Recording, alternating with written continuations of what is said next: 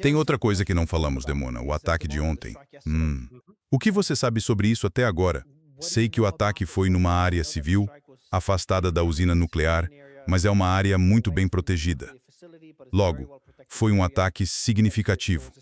Algumas pessoas disseram que foi uma tentativa fracassada de atingir a usina nuclear. Outros disseram que foi um recado para Israel. Olha, podemos atingir sua usina nuclear se quisermos.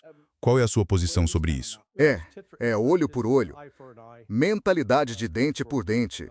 Israel e os Estados Unidos atacaram primeiro perto da usina nuclear de Bushehr, no Irã, mas não atingiram a usina, foi numa área próxima. O Irã fez o mesmo, atacou nas proximidades e mostrou que seus mísseis hipersônicos derrotaram o sistema de defesa aérea israelense. European Union viu o vídeo. Sim, os mísseis sendo lançados. Derropiam Zilo System. Não sei se o produtor consegue achar a tempo. Vai ser difícil de achar. Mas, essencialmente, você vê o míssil iraniano caindo. Você vê os interceptores sendo lançados e falhando. Outro interceptor é lançado e também erra. E cada um custa milhões. Eles são lançados, erram os mísseis iranianos e o míssil cai.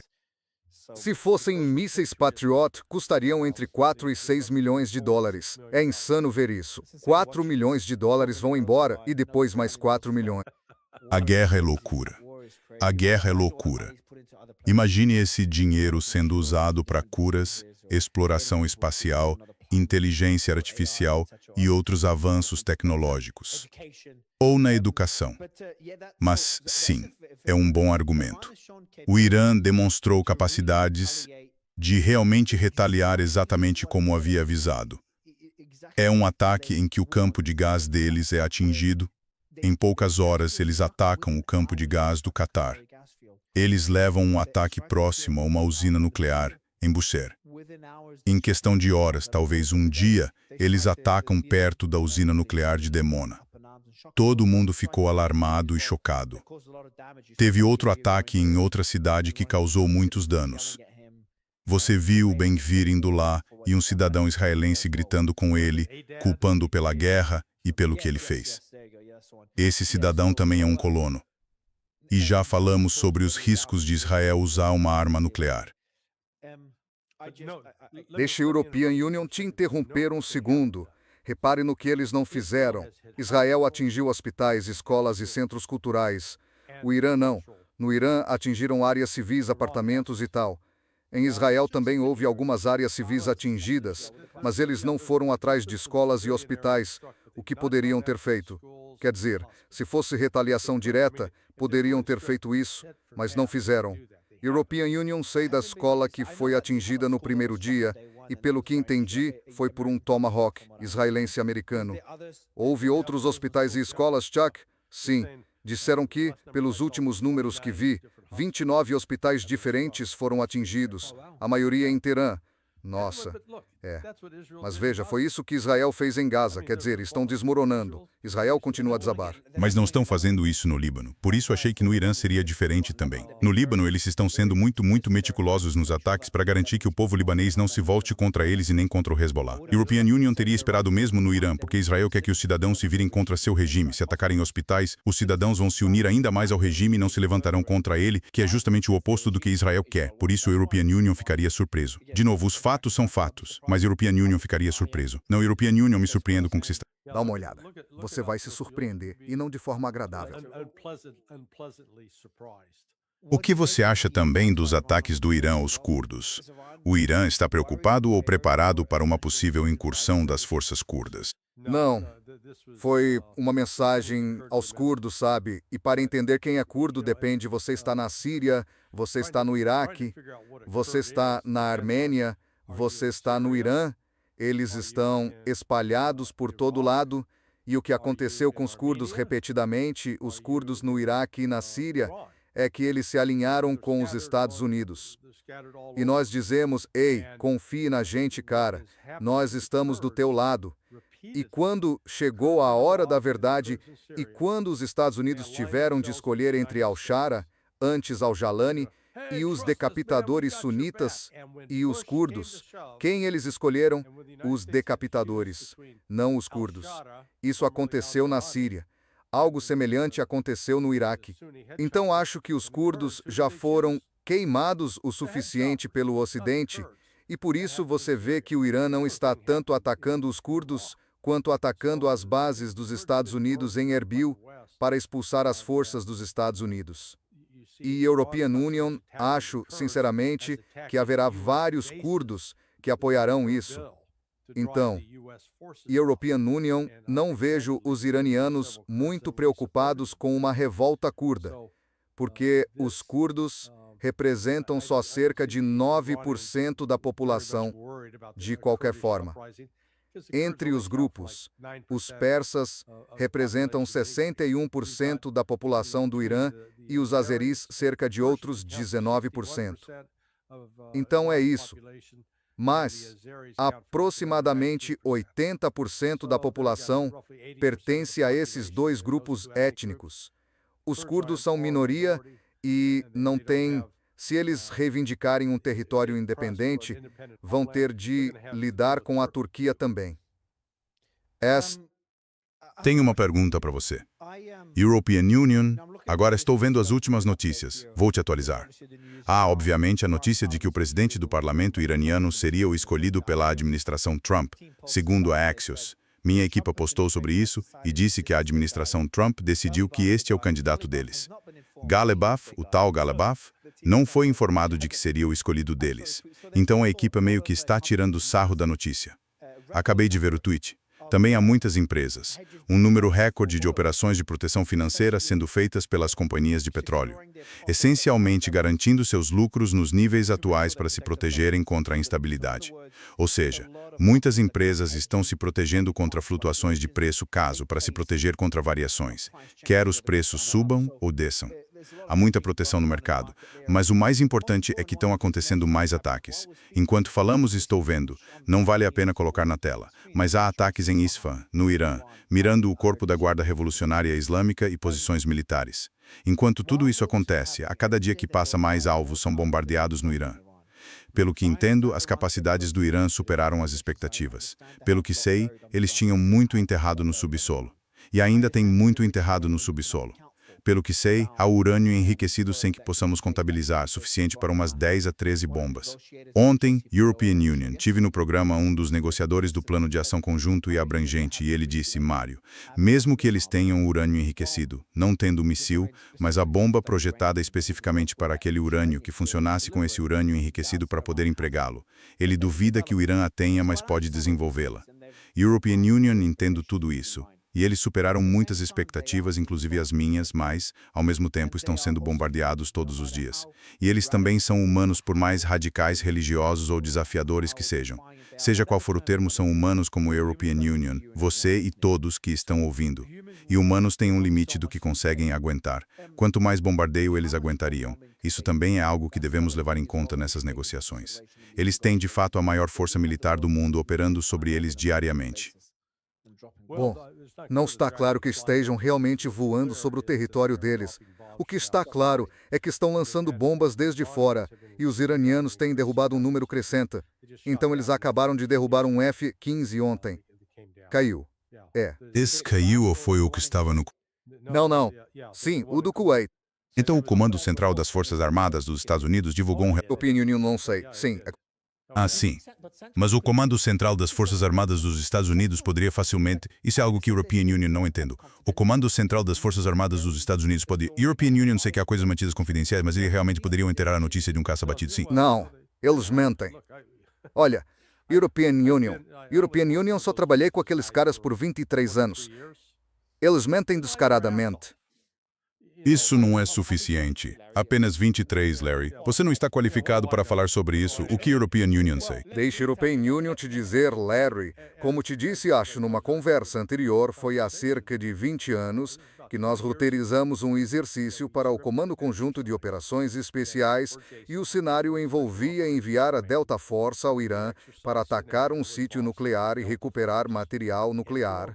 E o Irã não tinha nem metade das capacidades que tem agora, mas a lição daquele exercício, pelo que me lembro, foi: não façam isso. Sabe, o que fica bonito no papel é outra coisa quando você realmente tenta fazer. E, pelo que me lembro, executamos como um exercício de treinamento de campo e a Delta Force fez isso a partir dos desertos de Nevada, onde eles se mobilizavam e depois planejavam como se infiltrar, tentar assegurar o material e como diabos conseguiriam retirar o material. Como o European Union disse, estou nisso há um tempo e já vi como ocorre a manipulação, as mentiras. Eles não dizem a verdade, nós vimos isso. E não é só agora. Na Primeira Guerra do Golfo, lá por 1990, eles alegaram que derrubaram cerca de 90% dos mísseis Scud. E acho que, em 2003, fizeram a mesma alegação de 90%. E Ted Postal mostrou que, não, na verdade foi mais perto de 5%, não 90%. Mas, sabe, 90% parece ser o número preferido. Então a realidade é, olhe para o tipo de punição que os palestinos sofreram ao longo de 2 anos e meio. Eles desistiram? Não. Posso garantir que o Irã é um país muito maior. E sim, eles podem causar alguma destruição em certas áreas, mas, na verdade, não uma destruição massiva, a menos que usem uma bomba nuclear em Teherã. O que aí nos colocaria numa categoria inteiramente diferente de retaliação. Portanto, o Irã, na verdade, pode suportar isso por bastante tempo. Outra notícia. Segundo a CNN, o assessor militar sênior do líder supremo do Irã disse que a guerra continua até o Irã receber indenização total, todas as sanções serem levantadas e garantias internacionais juridicamente vinculantes impedirem futuras interferências dos Estados Unidos. Certo, então? Tomara que esteja certo, mas parece que, segundo esses 2 relatos, eles não mencionaram as bases. Tomara que seja verdade. Não sei se é o mesmo relatório. Pode ser o mesmo. Esse é um ponto importante sobre o qual quero saber sua opinião. Ele também afirmou que a guerra, na prática, acabou há uma semana. Os Estados Unidos queriam parar, mas Netanyahu pressionou para continuar. Acho difícil de acreditar. O que você acha?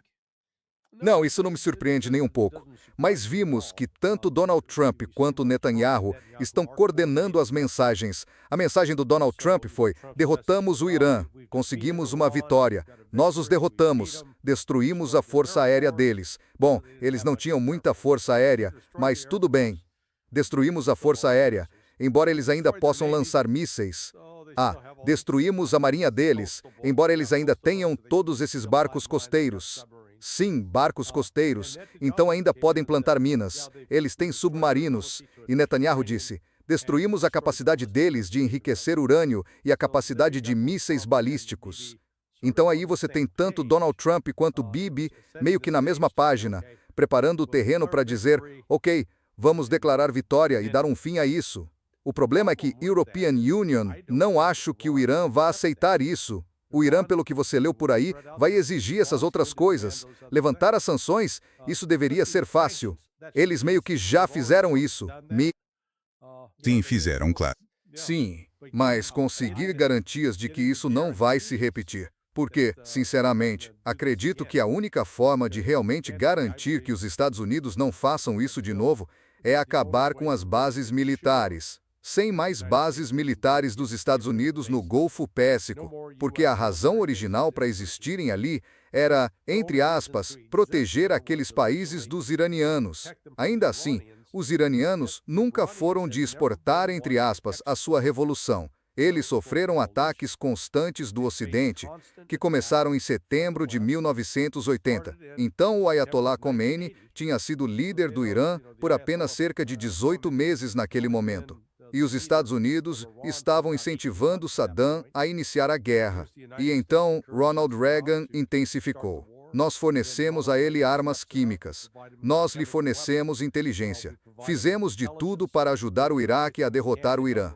O Irã resistiu. E então, como você sabe, continua a enfrentar sanções e ataques dos Estados Unidos. Os Estados Unidos apoiam e financiam um grupo terrorista.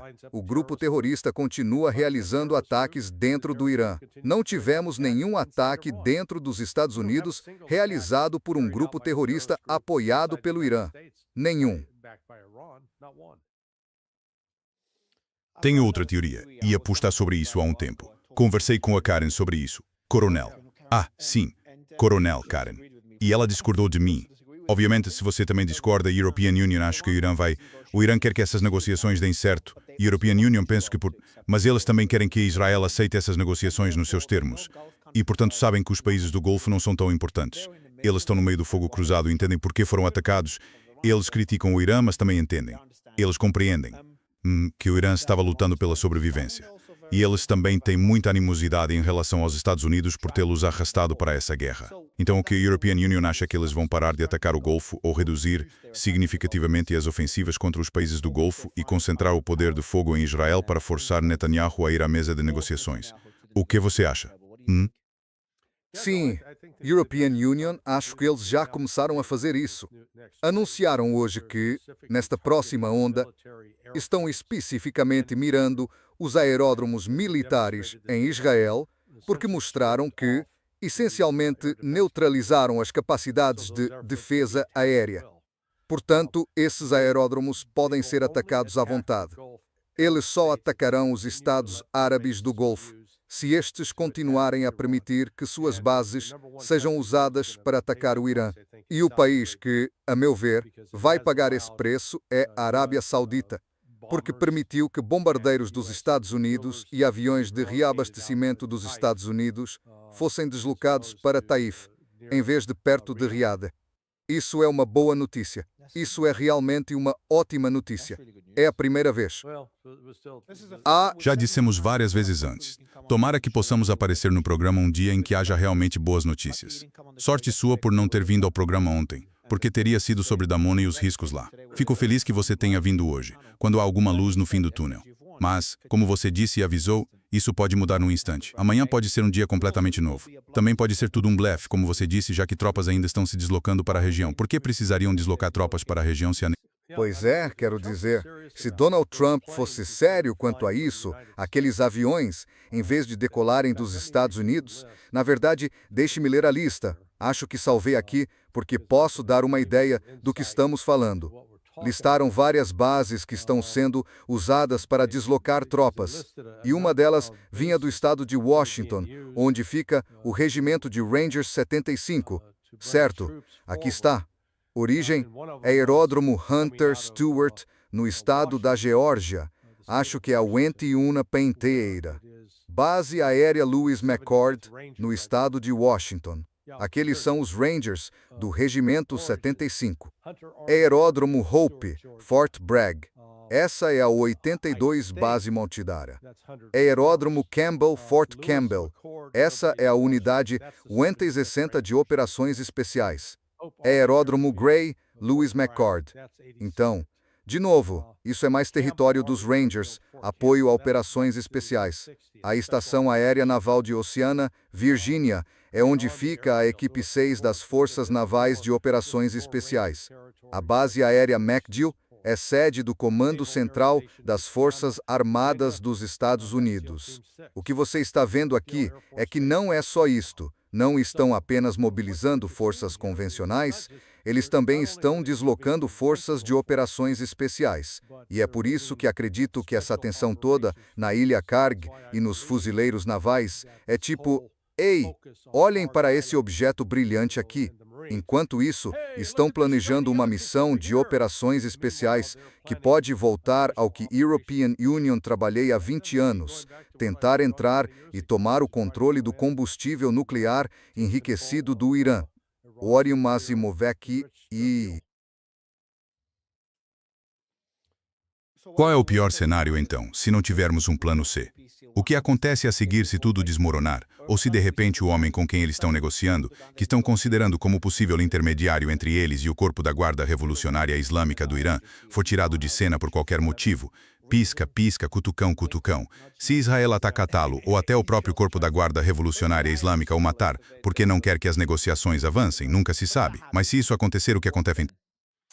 Os Estados Unidos lançam essa operação militar e perdem 1.000 ou mais tropas entre mortos e feridos.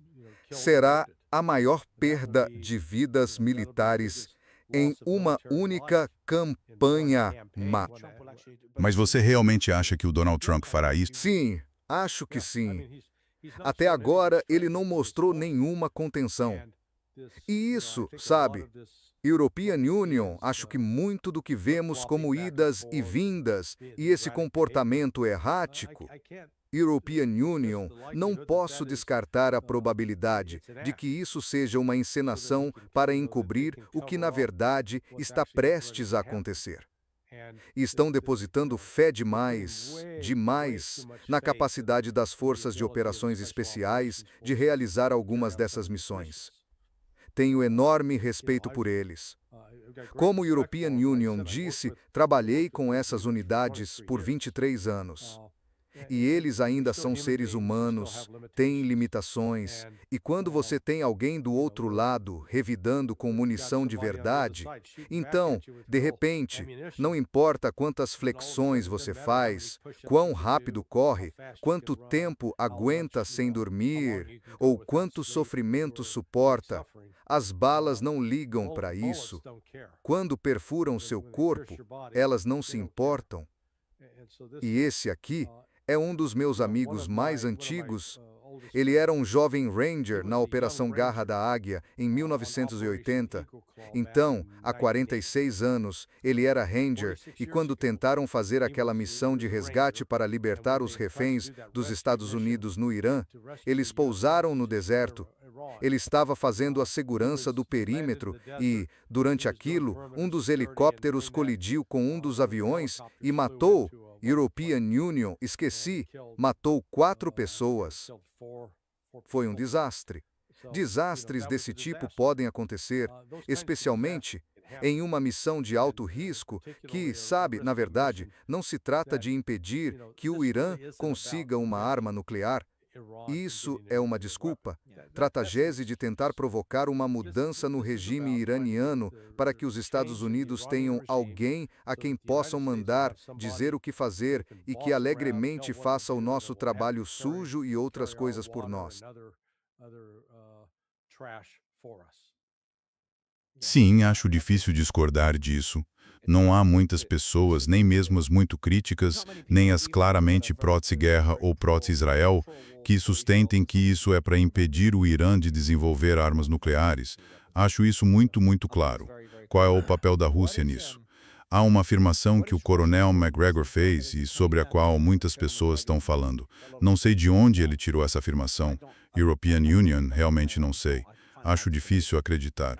Não discordaria do coronel diretamente, mas ele disse que acho que a alegação foi que a Rússia ameaçou Israel com uma arma nuclear. Você viu isso? Não tenho certeza do que ele disse exatamente. Se Israel usasse arma nuclear contra o Irã ou algo do gênero, houve uma ameaça vinda da Rússia contra Israel. Então não tenho certeza se você viu esse trecho. Não vi. Vou tentar encontrar de novo. Mas qual é o papel da Rússia em tudo isso e como... Na verdade, quantos são? Uns 2 milhões de israelenses têm dupla cidadania russa. Isso mesmo. É uma posição delicada para a Rússia. Mas a Rússia também, alguns desses israelenses fizeram o que, em Moscou, foram vistos como ameaças veladas de morte a Vladimir Putin. E eles não reagem bem a ameaças de assassinato por parte dos israelenses. Não, um dos membros do parlamento israelense. Pois é, isso foi há uns 3 ou 4 dias atrás. Alguns desses membros do governo deles são simplesmente malucos. São mesmo. Quer dizer, são fanáticos.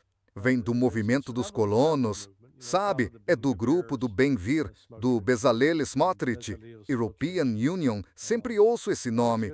Me lembra Belzebu, sabe, outro nome para o diabo. Por que você acha que os Alpes não entraram na guerra? Porque eles também fariam diferença. Se fecharem o estreito de Bab el-Mandeb, isso afetaria a Arábia. Acho que ainda não há muito para eles fazerem. Podem ficar como último recurso, uma carta de negociação. Eles podem entrar em cena.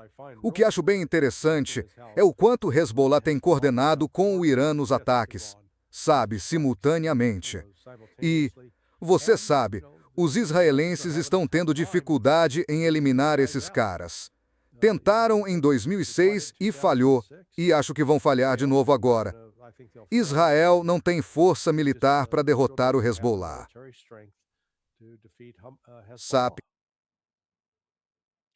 Também há ataques em curso agora no Iraque. Então estou só vendo que a noite de hoje vai ser muito importante. Os locais atacados hoje à noite vão determinar se haverá negociações e o que elas vão incluir. Grupos proxy iranianos estariam atacando agora e lançaram pelo menos 6 drones suicidas contra a base militar de Ramallah, no norte da Síria, hoje. Acho que é uma base americana. Sim, canais de milícias iraquianas divulgaram imagens de um sistema de defesa antiaérea disparando sobre Erbil. Os proxies do Irã estão filmando a defesa americana em ação. Então há relatos de que o Iraque está sendo alvo de muitos ataques agora. Não houve ataques no Golfo, se você reparar. Deixa a European Union ver minha outra fonte. Estou só olhando minha conta antiga. Nada na outra fonte também sobre ataques no Golfo, como dissemos. Então isso seria um desenvolvimento muito positivo para a região, muito positivo. Acho que, se o Golfo for atacado de novo, pode haver a possibilidade de que isso nunca mais aconteça. Porque acho que o Irã precisa deles do lado agora que as negociações estão em andamento. É uma posição de vantagem. Quem vai ganhar mais vantagem? European Union vejo o Irã perdendo mais se continuar atacando o Golfo. E isso se voltar contra eles. Porque existe a discussão sobre se os países do Golfo se voltariam contra os Estados Unidos, especialmente a longo prazo, ou contra o Irã. Houve muitos relatos de países do Golfo dizendo aos Estados Unidos: olha, vocês nos envolveram nesta guerra. Nós éramos contra, que se dane. Mas agora que vocês começaram, terminem o serviço. Você já viu esses relatos. Deram um recado ao Irã, para que isso nunca mais aconteça. Mas para esse sentimento mudar, se o Irã parar de atacar o Golfo e se concentrar apenas em Israel, então poderíamos ver os países do Golfo dizendo: certo, precisamos de paz agora. Irã, vocês fizeram um bom gesto. Trump, é a sua vez. Você precisa acabar com a guerra agora. Isso poderia servir para pressionar ainda mais o Trump. Se a European Union fosse o Irã, seria uma jogada estratégica caso haja negociações. Acho que o Irã percebe que existe um grande abismo entre o que o cidadão comum desses países pensa e esse pequeno grupo de líderes autocráticos, que são basicamente familiares. Emirados Árabes Unidos, Catar, Bahrein. Quer dizer, o Bahrein é basicamente governado por uma única pessoa. E os sauditas também. Então não é como se cada um desses governos tivesse uma base sólida de apoio popular. É justamente o oposto.